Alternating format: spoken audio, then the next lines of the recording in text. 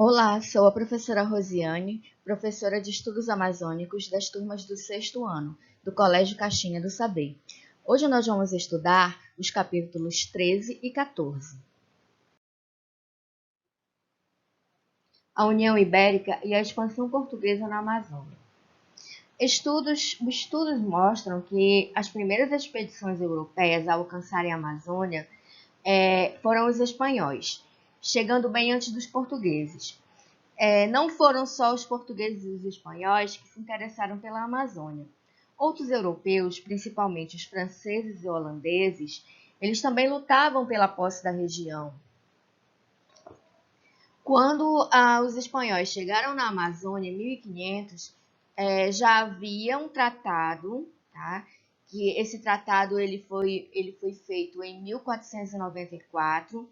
Era um acordo entre os reinos da Espanha e o reino de Portugal, que defendia quem eram os donos da terra, do Novo Mundo. Bem, esse acordo ele vai dividir uma parte da Amazônia, né, uma parte do Brasil, aonde Portugal ele vai conseguir ampliar o seu domínio pouco a pouco. É interessante que nós possamos compreender que nesse primeiro momento os reinos ibéricos, que era a Península Ibérica, que era formada por dois grandes reinos, Portugal e a Espanha, esses países eles construíram um império muito grande. E também eles vão ocupar diferentes continentes. Eles tinham a possessão da África, da Ásia e da América. Portugal e Espanha, eles vão dividir o Novo Mundo por meio do tratado que eu já falei para vocês, que é o Tratado de Tordesilhas, no final do século XV. A União Ibérica e a expansão portuguesa na Amazônia. Bem, Espanha e Portugal eram as principais potências marítimas do século XV e XVI. Nesse sentido, o mundo além-mar foi disputado por esses dois países. Eles chegaram a dividi-lo em duas partes. Uma parte pertencia aos espanhóis e a outra parte pertencia aos portugueses. O Tratado de Tordesilhas, 1494. O tratado ele estabelecia a divisão das áreas de influência dos países ibéricos, cabendo a Portugal as terras descobertas e por descobrir, situada antes da linha imaginária, que demarcava 370 léguas, ou seja, 1.770 quilômetros, a oeste das ilhas do Cabo Verde, e a Espanha as terras que ficassem além dessa linha. Nós temos aí um mapa que vai nos mostrar, né, a linha que era demarcada, que é essa linha amarela. Nós temos lá o hemisfério para Castilha e o hemisfério para Portugal, né? E nós podemos observar que a região amazônica ela vai fazer parte do hemisfério de Castela, no caso da Espanha.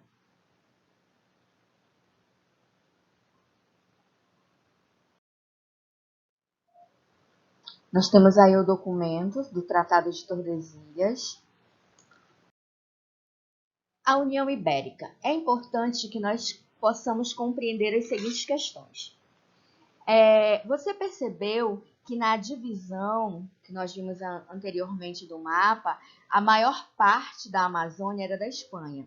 E como é que Portugal ele vai conseguir ampliar o seu domínio na região? Prestem atenção. Para responder essa pergunta, nós vamos ter que contar um pouquinho da história dos reinos ibéricos. Em 1578, o rei de Portugal, Dom Sebastião, ele desapareceu em combate e foi dado como morto. Ele morreu sem deixar nenhum herdeiro. Quando isso acontecia, o próximo rei deveria ser um parente mais próximo do antigo rei. Nesse caso, o parente mais próximo do rei Dom Sebastião foi o rei da Espanha, Felipe II. O rei Felipe, ao assumir o trono de Portugal, ele fez com que os reinos se unissem. e esse período ficou conhecido como União Ibérica. Durante a União Ibérica, as fronteiras que antes separavam os territórios espanhóis dos territórios portugueses, eles vão deixar de existir. Afinal, agora era um reino só. Compreenderam? E foi nesse período que a União Ibérica vai acontecer o que? Os portugueses eles começam a conhecer melhor o território americano, no caso a Amazônia, e um importante elemento para que eles ocupassem essa área era a busca pelas drogas dos sertões, que a gente vai falar daqui a pouquinho. Nessas expedições do Rio Amazonas, foi explorado muitas coisas, foram fundadas muitas vilas, grupos indígenas eles foram completamente dizimados, e quando a União Ibérica chega ao fim, em 1640, a presença portuguesa na região já era dominante. A ocupação do interior do Brasil era efetivada durante o século 17, 18 e era favorecida pelos seguintes fatores: a ação militar portuguesa para defender o território, a ação dos missionários, das missões religiosas e a criação de gado. Na ação militar portuguesa, para defender esse território, eles construíam grandes fortes militares. Na questão da ação das missões religiosas, o envio dos missionários, dos jesuítas, dos capuchinos, dos carmelitas, que tinham o objetivo de catequizar os indígenas que estavam aqui. Outro fator também que vai fazer com que esses portugueses fiquem na região é a criação do gado. Nós temos aí a imagem de fortes militares, eles ficavam em pontos estratégicos dos rios, partes mais elevadas, para observar quem estava chegando na região. Nós vamos ter as missões religiosas, né? As ordens religiosas católicas, elas foram responsáveis pela ocupação da Amazônia, como eu já coloquei. Os jesuítas, os mercedários, os carmelitas, os franciscanos se destacaram como os grandes evangelizadores das tribos da Amazônia. Os índios, eles eram reunidos nas missões, reduções, aldeamentos ou descimentos. Lá, eles eram catequizados e incorporados à cultura cristã e europeia. Quando as ordens religiosas vêm para a região amazônica, eles eram responsáveis para catequizar e ensinar os costumes europeus aos nossos indígenas. Essa era a grande missão das ordens religiosas. Nós vamos ter aí o mapa que vai mostrar a expansão dessas missões, né, onde você encontra um círculo verde que nós podemos destacar aqui no nosso mapa, são áreas de apresentamento de indígena, né, onde os indígenas estavam. As missões portuguesas, elas vão estar bem mais destacadas na região norte, que nós podemos ver aqui em verde, essa cruzinha em verde, né? Ela vai estar destacada na nossa região norte. Nós vamos ter também missões espanholas, mas elas não vão estar tão concentradas aqui na nossa região, na região amazônica. E nós vamos ter também grandes bandeiras, que era no caso de Antônio Raposo com a questão, uma questão militar, conhecida como os bandeirantes.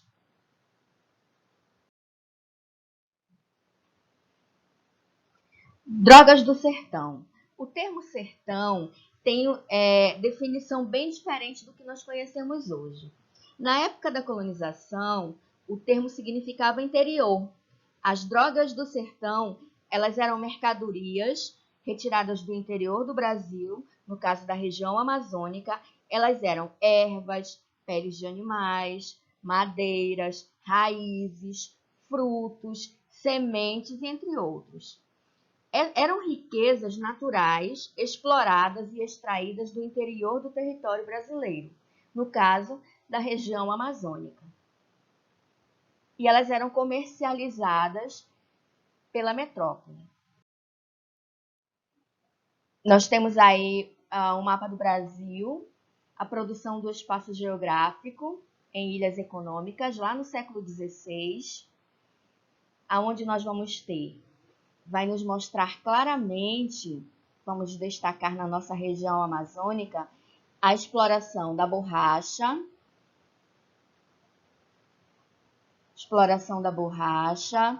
a exploração da castanha e as drogas do sertão. Essas drogas do sertão, ela poderia ser o cupuaçu, ela poderia ser o cacau nativo, o guaraná, o urucum. Eram produtos que eram extraídos daqui. O mapa também ele vai nos mostrar a exploração da cana-de-açúcar, né, a exploração do tabaco, pecuária e agricultura, pecuária e algodão, só o algodão, mineração, café, agricultura de subsistência, cacau. Né? E nós temos aí as setas que vão nos mostrar as direções que eram tomadas desses produtos. O mais importante que você compreenda é que, na região amazônica, os produtos explorados eram a borracha, a castanha e drogas do sertão. Na atividade de hoje, vocês vão resolver o exercício da página 92 e 93. Fiquem com Deus e fiquem em casa.